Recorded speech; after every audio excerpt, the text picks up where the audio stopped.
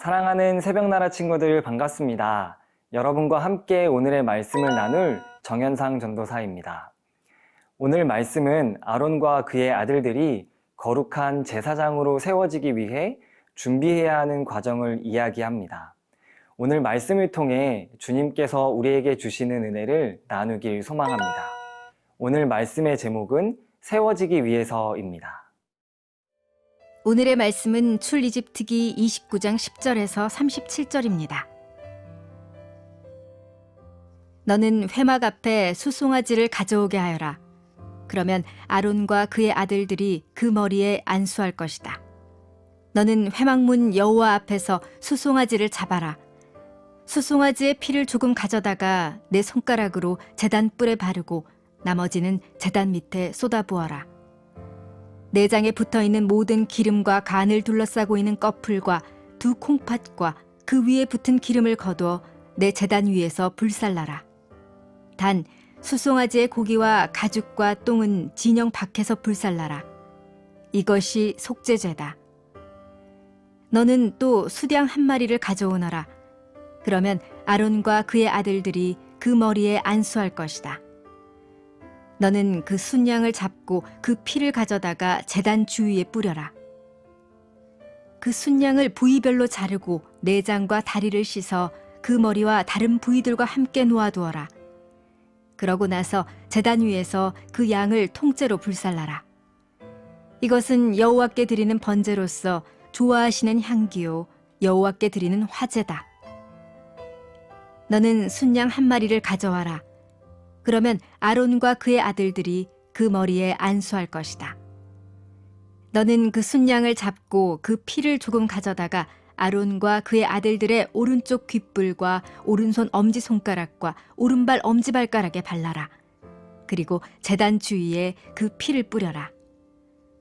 또 제단 위에 있는 피와 기름을 가져다가 아론과 그의 옷에 그 아들들과 아들들의 옷에 뿌려라. 그러면 아론과 그의 옷이 그 아들들과 아들들의 옷이 다 거룩하게 될 것이다. 이 순양에서 기름과 기름진 꼬리와 내장에 붙어있는 기름과 간을 둘러싼 꺼풀과 두 콩팥과 그 위에 붙은 기름과 오른쪽 넓적다리를 떼내어라. 이것은 위임식용 순양이다. 그리고 여호와 앞에 놓인 누룩 없는 빵이 담긴 바구니에서 누룩 없는 빵 한 덩어리와 기름 섞인 과자 하나와 전병 하나를 꺼내 아론과 그 아들들의 손에 쥐어주고 여호와 앞에서 그것들을 요제로 흔들어 드려라.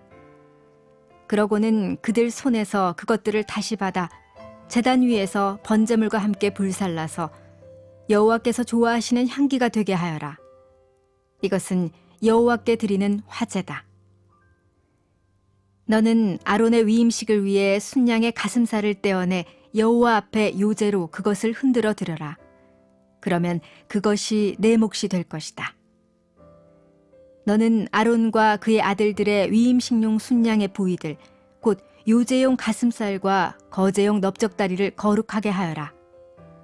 이것은 이스라엘 백성들이 율례에 따라 아론과 그의 아들들을 위해 주는 그들의 영원한 몫이 된다. 이것은 거제인데 곧 이스라엘 백성들이 드린 화목제 가운데 여호와께 올려드리는 거제물인 것이다. 오늘 말씀은 아론과 그의 아들들이 제사장으로 세워지기 위해서 한 가지의 절차가 더 남아있음을 이야기합니다. 그것은 제사입니다. 제사장으로 쓰임받을 사람은 이 제사를 통해 무엇을 하게 될까요? 우리 함께 본문 10절에서 11절 말씀을 보겠습니다. 너는 회막 앞에 숫송아지를 가져오게 하여라. 그러면 아론과 그의 아들들이 그 머리에 안수할 것이다. 너는 회막문 여호와 앞에서 숫송아지를 잡아라. 숫송아지를 가져오고 그 머리에 안수하고 그 숫송아지를 잡는 것. 이 모습은 제사를 위해 제물을 잡는 과정입니다. 제사장으로 쓰임받을 사람은 제사장 위임식을 통하여 세 가지의 제사를 드려야 했습니다. 먼저 속죄제를 드리게 됩니다. 속죄제는 의도하지 않게 여호와의 계명을 어긴 것을 깨달았을 때 드리는 제사입니다. 제사장은 하나님과 백성들의 관계를 회복시켜주는 직분이었습니다. 그렇기에 제사장으로 세워지기 위해서는 먼저 하나님과의 관계 회복을 해야 했습니다. 하나님과 바른 관계가 회복되어 있지 않은 제사장이 하나님과 백성의 관계를 회복시키는 사역을 한다는 것은 있을 수 없는 일이기 때문입니다. 그 다음으로 제사장으로 쓰임 받을 사람은 번제를 드려야 했습니다. 이 번제는 제물을 제단 위에서 완전히 불살라 드리는 제사입니다.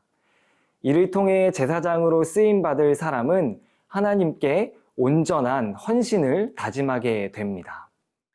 제사장으로 쓰임 받을 사람은 속죄제를 통해 죄를 씻은 후 번제를 통해 하나님 앞에 완전히 바쳐진 존재가 됩니다. 마지막으로 드릴 제사는 화목제입니다. 이는 제사장들과 하나님이 친밀한 관계 가운데 들어가게 됨을 선포하는 것입니다. 제사장이 하나님과 친밀한 관계를 유지하지 못한다면 사역을 감당하는 것은 불가능합니다. 그렇기에 속죄제와 번제를 드린 제사장은 마지막으로 화목제를 드려 하나님과 친밀한 관계에 들어갔음을 선포하게 됩니다. 사랑하는 새나친구 여러분, 하나님은 우리를 하나님 나라의 거룩한 제사장으로 부르셨습니다. 우리는 삶의 터전에서 거룩한 제사장으로 살아가야 합니다. 그렇기에 우리 안에 하나님과의 관계 회복이 있어야 합니다. 사랑하는 여러분, 여러분은 하나님과 바른 관계를 형성하고 계신가요? 그렇지 않다면 오늘 우리가 하나님과의 바른 관계 회복을 위해 회개하고 돌이켜야 하는 모습은 어떤 것이 있을까요? 오늘 하루를 살아가며 내 안에 회복되어야 할 거룩한 모습은 무엇이 있는지 고민하며 회복하는 저와 여러분, 우리 모두가 되길 소망합니다.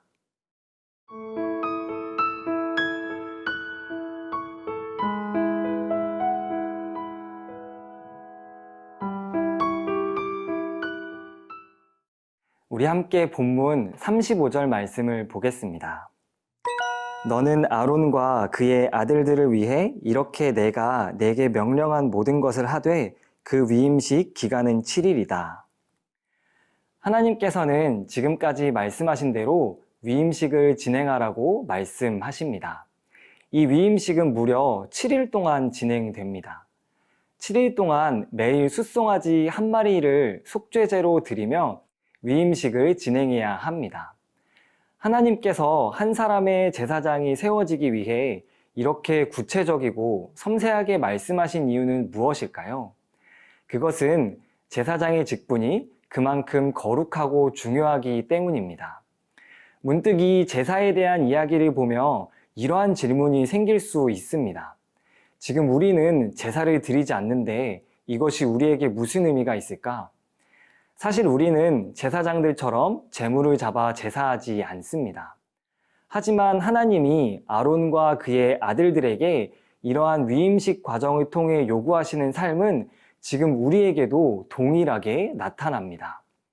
하나님 나라 백성의 삶은 어제나 오늘이나 동일합니다. 거룩해야 하며 온전한 헌신으로 하나님을 섬겨야 합니다. 사랑하는 새나친구 여러분, 하나님은 우리를 하나님 나라의 거룩한 제사장으로 부르셨습니다. 우리에게 맡겨주신 제사장 직분이 거룩하고 중요하기 때문에 제사장으로 세워지기 위한 위임식의 과정을 구체적이고 섬세하게 말씀해 주십니다. 오늘 하루 내가 하나님이 부르신 거룩한 제사장으로 살아가기 위해 결단하고 행동해야 하는 것은 무엇이 있을까요? 하나님이 나를 거룩한 제사장으로 부르심을 기억하며 살아가는 저와 여러분, 우리 모두가 되길 소망합니다. 우리 함께 기도하겠습니다. 사랑의 하나님 아버지, 오늘 말씀을 기억하며 우리를 부르신 곳에서 하나님 나라의 거룩한 제사장으로 살아갈 수 있도록 우리를 인도해 주세요. 감사합니다. 예수님의 이름으로 기도합니다. 아멘.